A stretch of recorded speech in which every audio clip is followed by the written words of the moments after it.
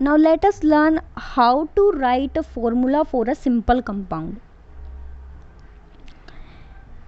Compound ज़्यादातर दो अलग एलिमेंट से बना होता है. जब दो डिफरेंट एलिमेंट से बना होगा तो बाइनरी कंपाउंड कहेंगे हम उसको.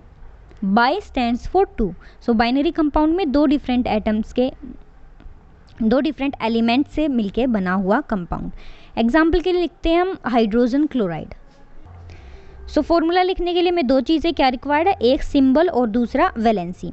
सो सबसे पहले हम लिखेंगे सिंबल्स. हाइड्रोजन क्लोराइड में हमें सिंबल चाहिए हाइड्रोजन का और क्लोरीन का. और वैलेंसी क्या होती है, दोनों के लिए वन वैलेंसी होती है. हाइड्रोजन की भी वन वैलेंसी होती है, क्लोरीन की भी वन होती है. इसके बाद हम क्या करेंगे, दोनों को क्रॉस कर देंगे. यानी कि जो क्लोरीन की वैलेंसी है वो चार्ज बन जाएगा हाइड्रोजन का, और जो वैलेंसी है हाइड्रोजन की वो चार्ज बन जाएगा क्लोरीन का. नाउ यहाँ पे दोनों ही की वन वन वैलेंसी, यानी कि हमें एक एक मोल ही चाहिएंगे, एक एक एटम ही चाहिएगा दोनों का बैलेंस्ड केमिकल फॉर्मूला लिखने के लिए. तो फॉर्मूला हमारा क्या हो जाएगा, HCl. अनदर एग्जाम्पल है हाइड्रोजन सल्फाइड का. हाइड्रोजन सल्फाइड के अंदर हम सिंबल्स लिखें तो हाइड्रोजन और सल्फर दो डिफरेंट एलिमेंट्स मिलके बना रहे हैं कंपाउंड को. वैलेंसीज देखें तो हाइड्रोजन की वैलेंसी 1 होती है और सल्फर की वैलेंसी क्या होती है, 2. अब दोनों को क्रॉस कर देंगे. सो यहाँ पे सल्फर कितना रिक्वायर्ड होगा और हाइड्रोजन कितना रिक्वायर्ड होगा. हाइड्रोजन हमें रिक्वायर होंगे 2 और सल्फर 1, क्योंकि सल्फर क्या है 2 नेगेटिव. सो 2 नेगेटिव है तो चार्ज भी हमें पॉजिटिव वाला भी 2 चाहिए, तो हमें 2 हाइड्रोजन रिक्वायर्ड होंगे, H2S. ये हो जाएगा हमारा chemical formula. Now keep in mind के ओवरऑल स्ट्रक्चर जो है वो हमेशा न्यूट्रल होना चाहिए. अगर स्पीशीज न्यूट्रल नहीं है तो वो एग्जिस्ट नहीं करेगी. तो आपको वैलेंसीज याद होनी चाहिए. वैलेंसी के अकॉर्डिंग कितने नंबर ऑफ एटम्स रिक्वायर्ड होंगे उसके अकॉर्डिंग आप फॉर्मूला बनाओगे. Let's look another example. Carbon tetrachloride. हमें पता है कि कार्बन की 4 वैलेंसी होती है, क्लोरीन की कितनी होती है 1. सो क्रॉस कर देंगे दोनों को. कार्बन कितना रिक्वायर्ड होगा 1 और क्लोरीन कितने रिक्वायर्ड होंगे 4. फॉर्मूला क्या बनेगा, CCl4. बस आपको सिंबल्स लिखने हैं, उसके नीचे उनकी वैलेंसीज लिखनी है और फिर क्रॉस कर देना है कि कार्बन के पास वैलेंसी आ जाएगी क्लोरीन वाली और क्लोरीन के पास वैलेंसी कार्बन वाली. सो ये फॉर्मूला क्या हो जाएगा, CCl4. एक कार्बन के साथ कितने बॉन्ड करेंगे, chlorine 4. In case of magnesium chloride हमारे पास क्या क्या है, मैग्नीशियम है और क्लोरीन है. मैग्नीशियम का चार्ज क्या होता है +2, क्लोरीन के लिए होता है -1. सो क्रॉस करेंगे तो मैग्नीशियम मैग्नीशियम को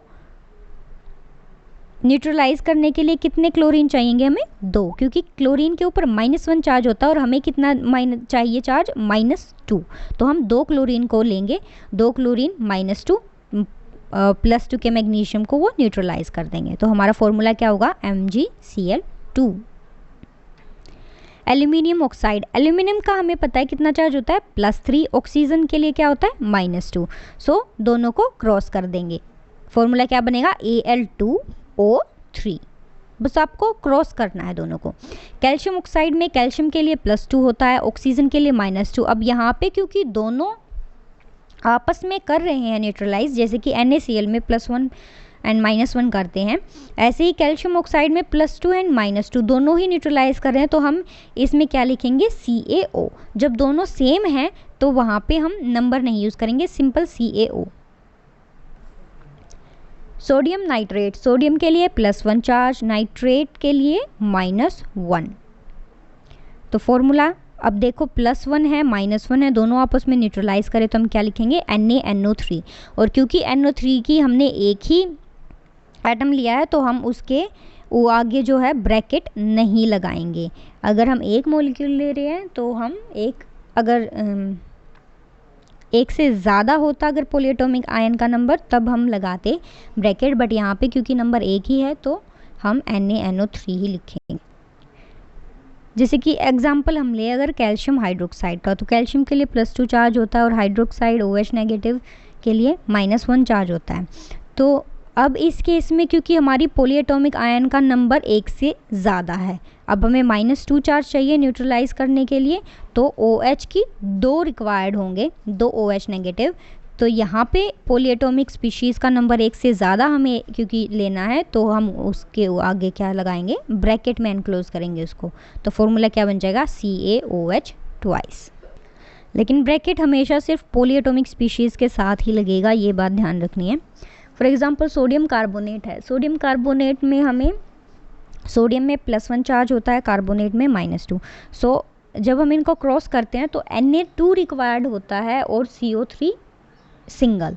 सो CO3 एक ही रिक्वायर्ड है, Na2 अब Na तो 2 रिक्वायर्ड है, तो यहाँ ब्रैकेट क्यों नहीं है, क्योंकि ये पॉलीएटॉमिक स्पीशीज़ नहीं है। सिर्फ जो पॉलीएटॉमिक आयंस है उन्हीं के लिए हम ब्रैकेट यूज़ करेंगे। तो ये फॉर्मूला क्या हो जाएगा, Na2CO3।